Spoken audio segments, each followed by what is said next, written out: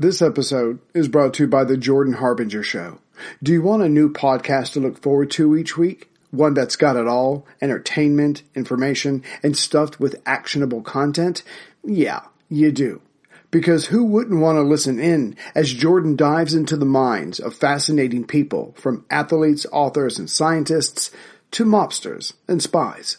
Each week, Jordan uses his interviewing talents to bring you never-before-heard stories and insights to make life more understandable. He has one of the most highly rated self-development shows out there. Listen in, learn, and look forward to each new episode, like I do. And I would like to recommend a few episodes myself. The first one is episode 650, Brian Klaas, The Corruptible Influence of Power, and the other one is episode 585 with Timothy Snyder, 20th Century Lessons on Tyranny. Check them both out. You can't go wrong with adding the Jordan Harbinger Show to your rotation. It's incredibly interesting. There's never a dull show. Search for the Jordan Harbinger Show. That's H-A-R-B as in boy, I-N as in Nancy, G-E-R, on Apple Podcasts, Spotify, or wherever you listen to podcasts. This episode is brought to you by Audible. But soon, I will have other sponsors, so you won't have to hear me say that all the time. But Audible is awesome. They have thousands of books to choose from. They have newspapers, they have radio programs, and you can get one for free. Just go to my website, worldwar2podcast.net, and click on the link, sign up for the trial, and then get your free audiobook. You can then keep the membership or not keep the membership, whatever's best for you, but keep the free audiobook. This time, I would like to recommend an oldie, but a goodie. It's called The Last Lion, Winston Spencer Churchill, Volume 1, Visions of Glory, 1874 to 1932, by William Manchester. Churchill was perhaps the most important political figure of the 20th century. His great oratory and leadership during the Second World War were only a part of his huge breadth of experience and achievement. Studying his life is a fascinating way to imbibe the history of his era and gain insight into key events that shaped our time. In political office at the end of World War I, Churchill foresaw the folly of Versailles and feared what a crippled Germany would do to the balance of power. In his years in the political wilderness, from 1931 to 1939, he alone of all British public men constantly raised his voice against Hitler and his appeasers. For 50 years, he was constantly involved in, and usually at the center of, the most important events of his age. Or instead of saying all this, I can simply say, in my view, the subject is awesome, the times were eventful, and the writer, William Manchester, is one of the best. Trust me, you want this book. And at 41 hours long, it will keep you busy until I get a few more episodes out. I highly recommend it.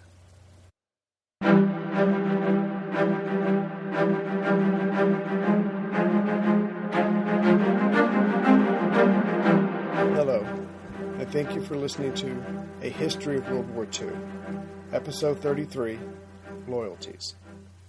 Renault's Republic was out, and Petain's regime was now in control of France. For those who had maneuvered to obtain for Petain the top spot, their time had come.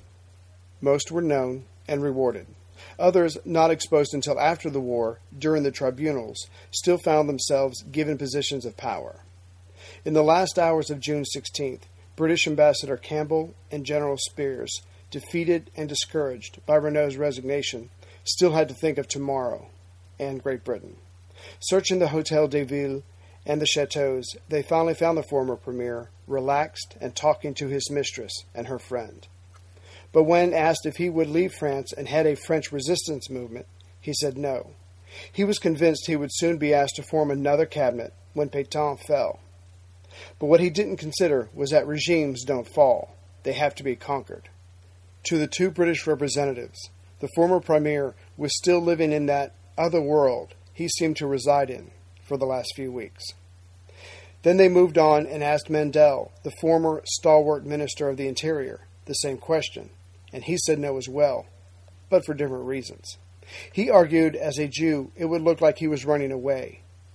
But that pride in being a Frenchman, and of what others thought of his kind, would turn out to be his undoing.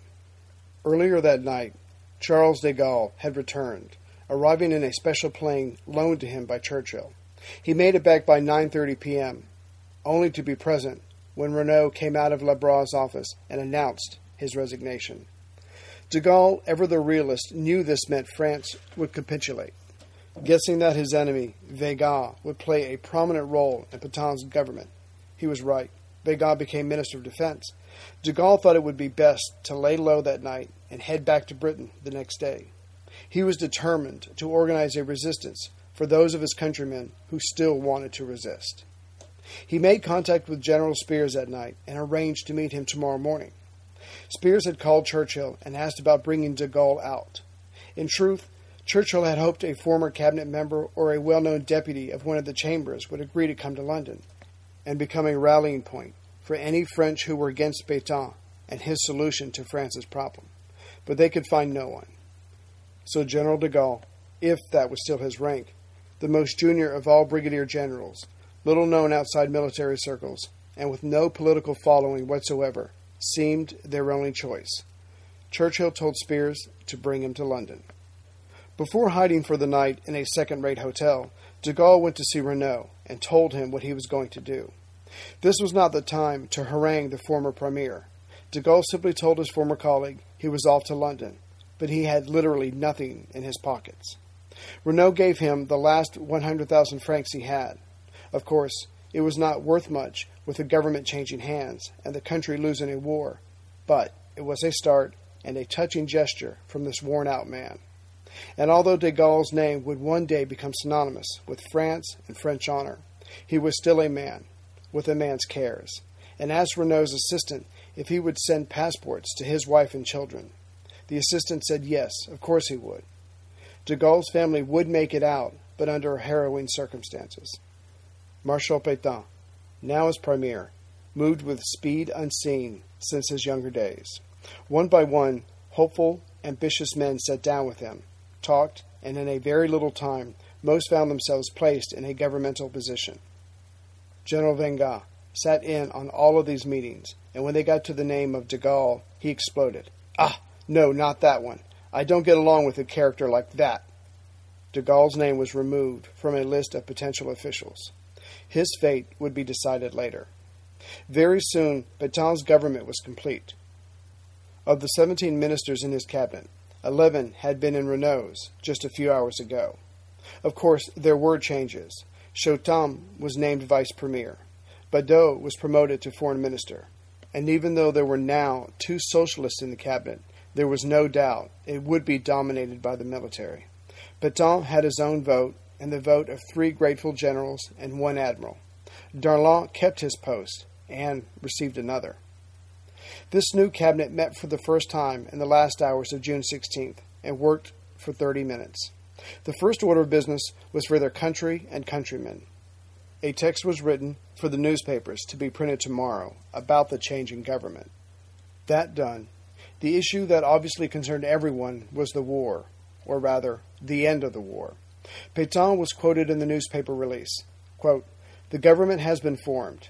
Its essential task, without losing time, too much time has been lost already, is to ask the German government under what conditions it will stop hostilities," unquote. All the ministers agreed unanimously with this statement. Now that Renault was gone and the question was ending the war with Germany, Petain and his followers had moved with alacrity. It was now time to manifest their desire for peace. But at what price? They didn't ask themselves. That would be for later. The cabinet adjourned in the small hours of June 17th, and it was time for the new foreign minister to get to work. Badeau immediately called on the Spanish ambassador. José Félix de la Cuerica was not surprised at getting this call so late. He and other Spanish officials had been talking to certain French politicians and officers for weeks about France's future. Soon La Cuerica was sitting across from Badeau's desk.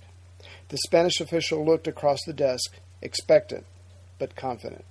Not only was he ready to help the new government with its negotiations, but he had already established a phone connection with Madrid that would then relay any information needed to Berlin. Not to be outdone, Badeau had his note ready for the ambassador. La Cuerica took it and read it. Quote, "The French government of Marshal Petain requests the Spanish government to act as rapidly as possible as intermediary with the German government with a view to the cessation of hostilities and the settlement of conditions for peace. The French government hopes that the German government, as soon as it takes note of this request, will give its Air Force orders to stop bombing the cities." End quote. Finished reading, the Spanish ambassador then asked, "Do you mean to speak of the conditions for an armistice, or for a peace, or for both?" And according to Laquetica, the foreign minister said, "An armistice is always a temporary expedient. The government would also like to know the conditions for peace." The Spaniards' version of this is given because Badeau would spend the rest of his days denying asking for peace, but only asking for an armistice. But later on that same day, June 17th, Badeau would ask a Vatican representative to ask for peace conditions from Germany, and then broadcast his request for peace conditions on the radio. Laquetica rushed away, eager to get the message to Madrid. The distinction between the two requests is important diplomatically and therefore internationally. An armistice says, "We are beaten in the field. Let's negotiate. You get some land, some money, we get the shame of losing, but then it's over. We're equals." Peace talks say something entirely different. We give up. You win completely. We cannot negotiate as equals, and we throw ourselves on your mercy. Of course, Nazi Germany was not known for its mercy, but the French viewed diplomacy like it did battle, in terms of the last war. And to make it more complex, how the War of France ended would affect the relationships between unoccupied France to Germany, occupied France with unoccupied France, and finally, unoccupied France with the rest of the world. Everyone was thinking long-term, certainly not the 1,000 years that Hitler boasted of, but certainly of many years to come. No one, except maybe Churchill and Roosevelt, could imagine this new world order would come crashing down in a few years' time. But that's what makes the government of Petain's view and actions truly deplorable and criminal. They assumed this was the price for peace, and they were willing to decide for the entire country to pay it. But all those involved would pay an individual price, one way or another, one day. After Laquetica left, the British ambassador Campbell was summoned to Badeau's office. Campbell was understandably upset, angry, and wore a face of stone. Only with hindsight would he realize that his fatigue and emotional state clouded his judgment. On this early morning of June 17th, the ambassador could only see the situation through British eyes, and the view was uninspiring. France, Britain's ally and possessor of Europe's largest army, was a hair's breadth away from being out of the war. Britain, with practically no army, certainly not an equipped one, was alone, against a Nazi Germany that had not yet been defeated. Badeau picked up on the anger right away and tried an emotional appeal with this man representing his former ally.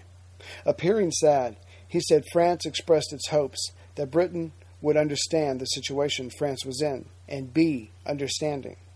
Campbell said nothing. Badeau tried again. He promised that France will never give away the French fleet and certainly keep Britain informed of the negotiation process. This was met with more silence. Campbell, as an experienced diplomat, had learned the basics of never saying too much or give too much away. After all, a diplomat only represents someone else who has the power to decide. But Campbell's anger affected him that day, and he enjoyed too much, making Badeau uncomfortable.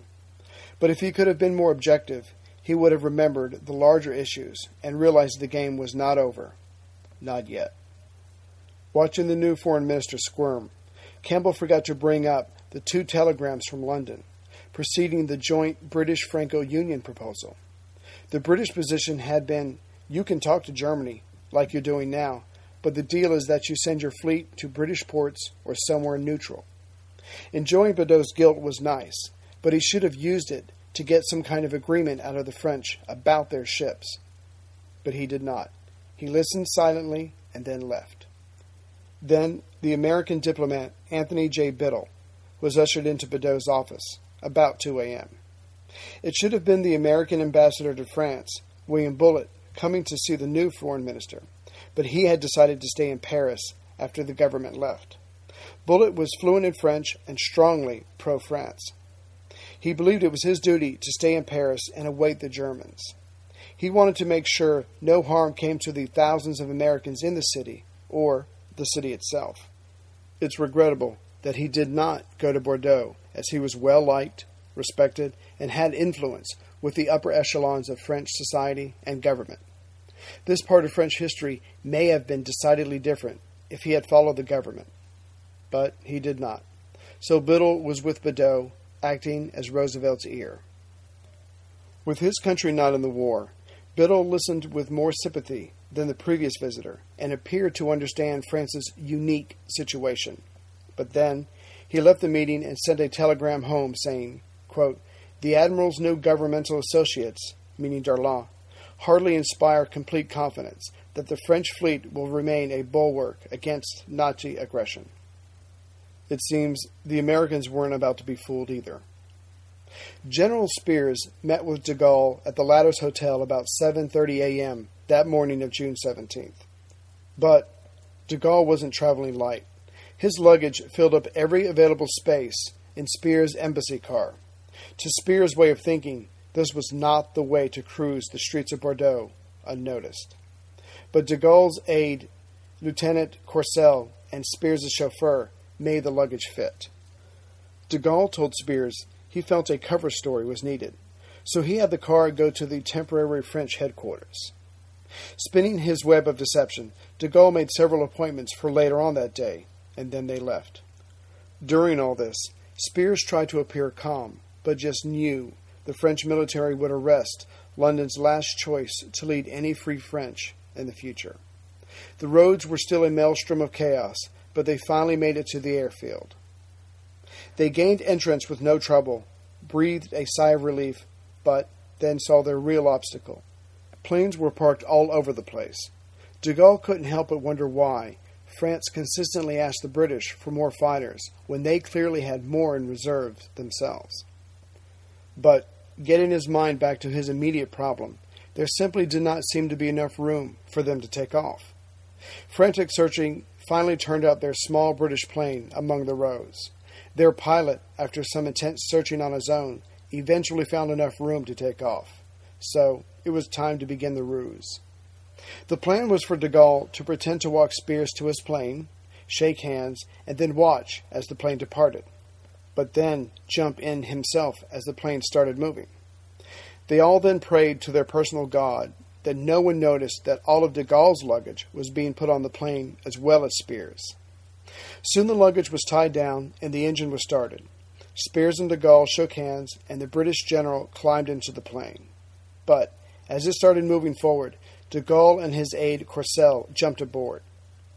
De Gaulle, large and heavy, had to be pulled in by Spears, who was the opposite, but they managed. Courcelle, being much younger, managed by himself. The chauffeur and others in the area gaped in astonishment as the plane took off. Churchill would later say, "In this small plane, the honor of France was being carried by one man." Later, de Gaulle would write that while in the air and passing over the French coast and English Channel, he was thinking of his France.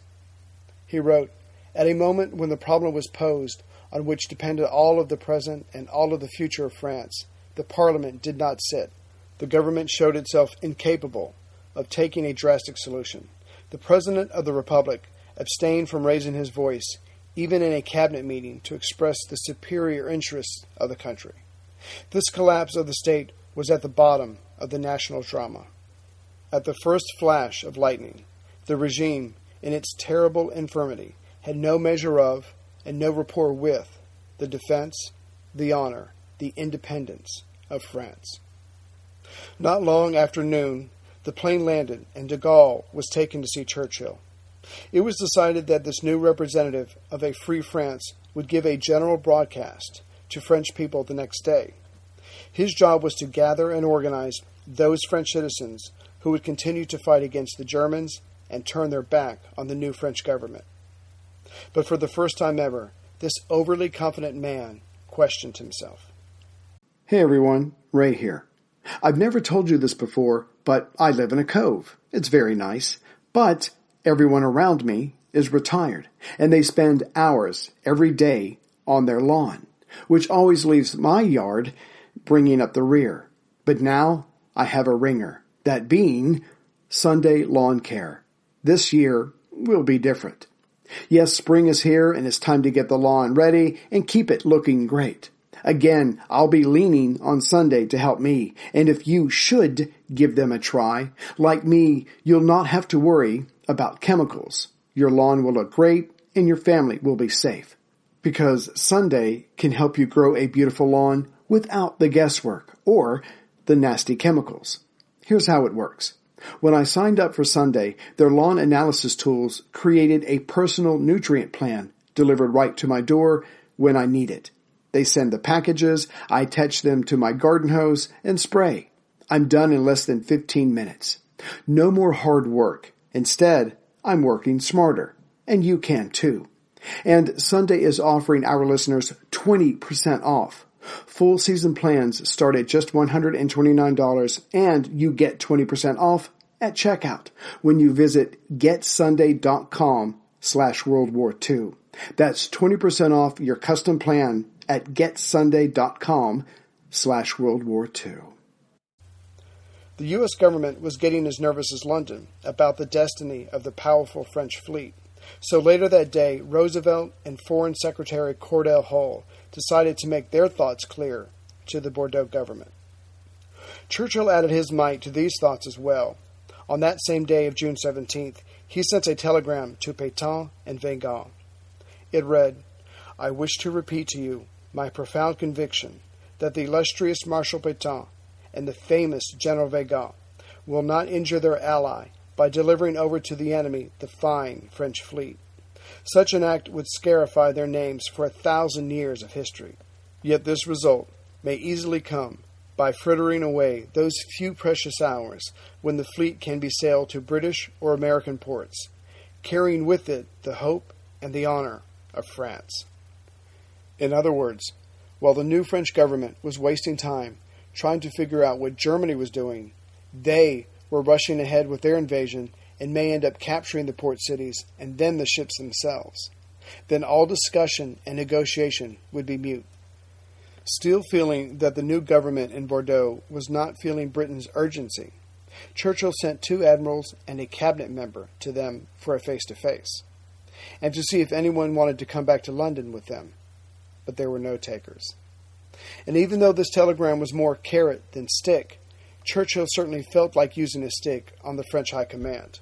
Petain and Weygand had already broken one promise to the British. Back on the 13th, the French government, then headed by Renault, promised to deliver to Britain about 400 German prisoners who were pilots. The last thing the British needed were 400 more trained pilots trying to shoot down their men or bomb their ships. But soon they were on their way back to Germany, and soon after that would be doing their part during the Battle of Britain. So a plea for an armistice and peace was sent out to Germany. But before the aggressors could reply, Petain took the next step of surrendering anyway. At 12:30 p.m. on June 17th, Petain addressed his countrymen via radio. He told them, "I have made a gift of my person to France." He then told them of the armistice request, but saved the main reason for his address for last.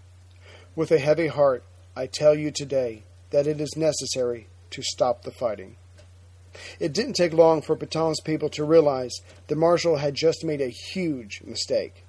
His idea could have or should have been better explained, if what he meant wasn't for his men to literally throw away their weapons in delightful relief, for that is exactly what they did. Weygand conceded later, they took it literally. By mid-afternoon, General Georges was complaining to Weygand that the broadcast broke the back of what French resistance remained.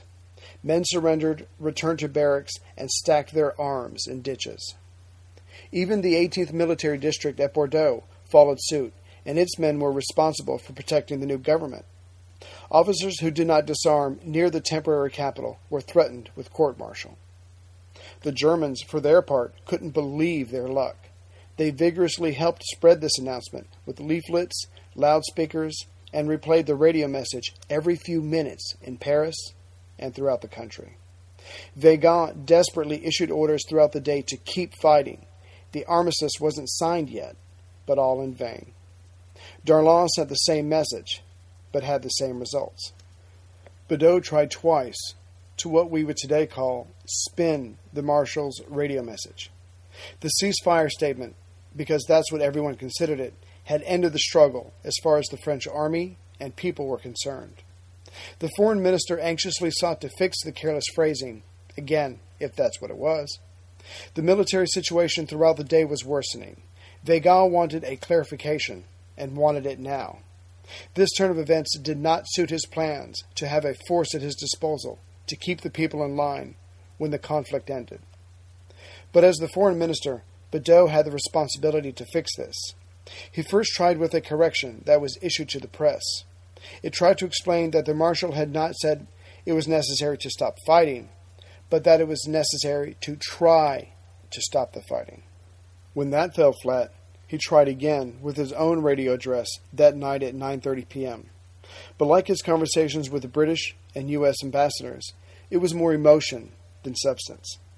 He confessed that it was true the government asked for conditions of peace, but the French army was still heroically fighting without tanks, guns, and planes, and had been abandoned by its allies.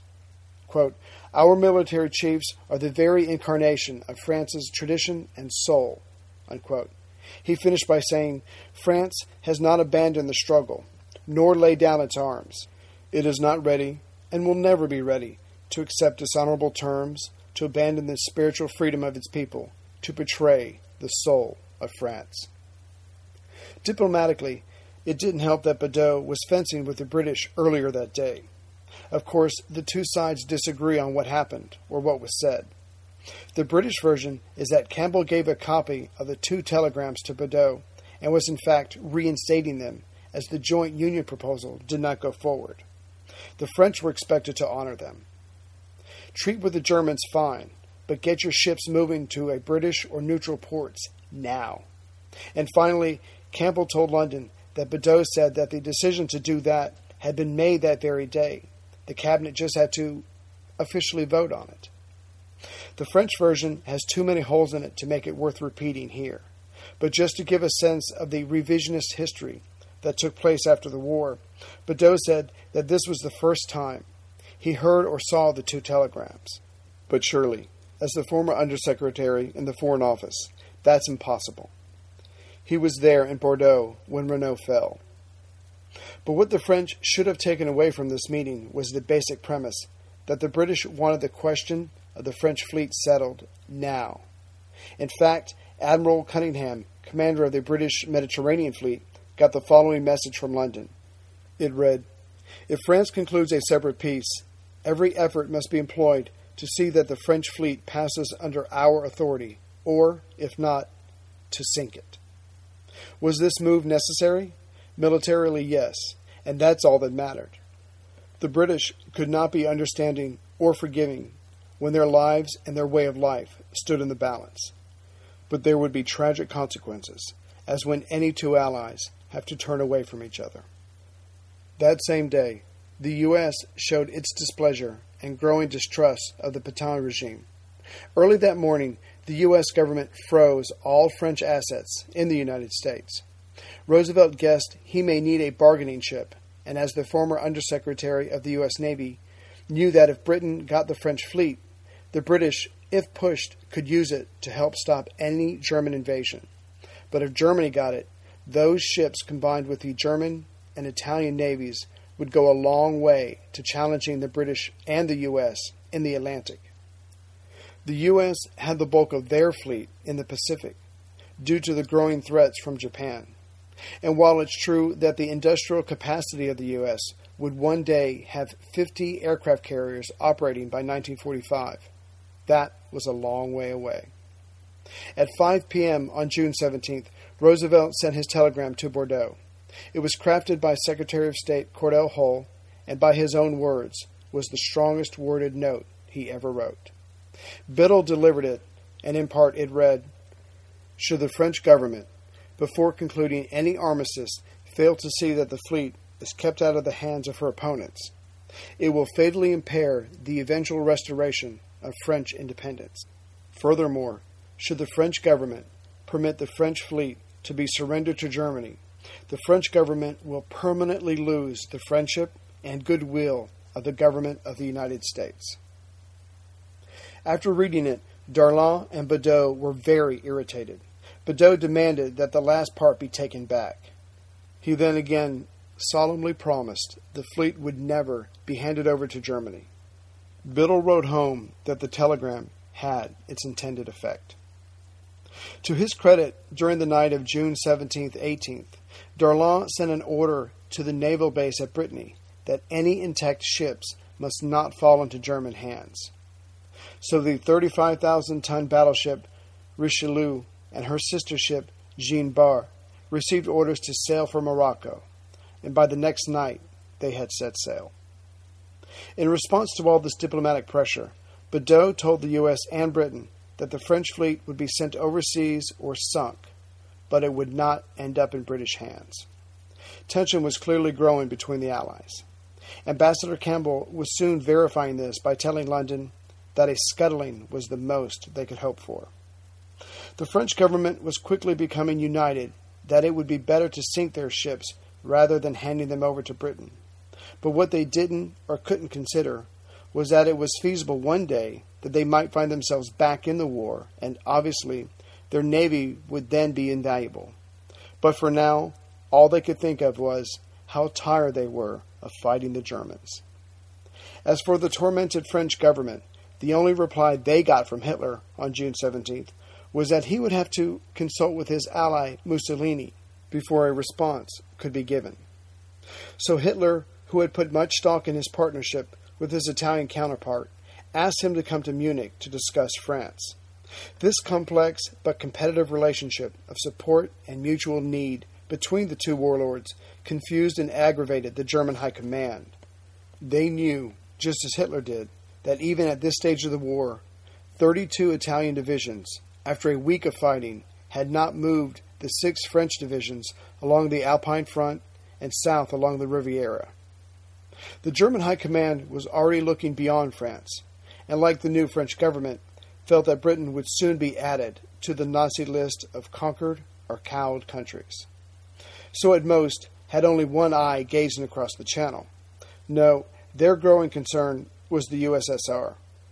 On June 15th, the Soviet Union used the war in the West to accuse the 3 small Baltic countries of being for the Allies and organizing a military collaboration with them against the Soviet Union. Lithuania was forced to allow an unspecified number of Soviet troops into their country to guard against who? The Allies? The Nazis? It really didn't matter.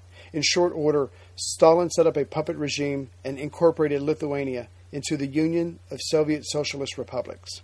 The following day, June 16th, Latvia and Estonia joined their sister Balkan country in that process. So the German High Command found themselves in the unique situation of having a potential rival moving closer to them. Hitler noticed as well, but believed he still had time to conquer or force a diplomatic settlement out of Britain. He recognized Stalin's adventures as preliminary chess moves. He himself had been playing the same game for years. And Hitler had his own plans for Stalin and his country. But they could wait. Soon, Mussolini and his foreign minister and son-in-law, Ciano, were on their way by train to Munich. Il Duce was excited, yet apprehensive, and he talked through his nervousness. Mussolini told his foreign minister that he wanted all of France divided and conquered between the Axis partners, and he wanted the French fleet. With it and Italy's combined, Mussolini could really challenge the British in the Mediterranean. He would have his new Roman Empire. But, being realistic, Mussolini confessed that he knew Hitler would make all the decisions. It had been his fight, it was his victory, and it would be his terms. Certainly Mussolini, Il Duce, the great man, was an important prop on Hitler's stage, but still, just a prop. Next time, the relationship between Britain and Petain's France shatters completely, as Churchill decides to settle the question of the French fleet himself. The results are many French casualties. Meanwhile, Petain and his supporters learn of the harsh German terms for the armistice, and that they have no choice but to sign. And General de Gaulle will stake his claim as the head of the Free French, while the Petain regime will quickly turn on former colleagues and allies.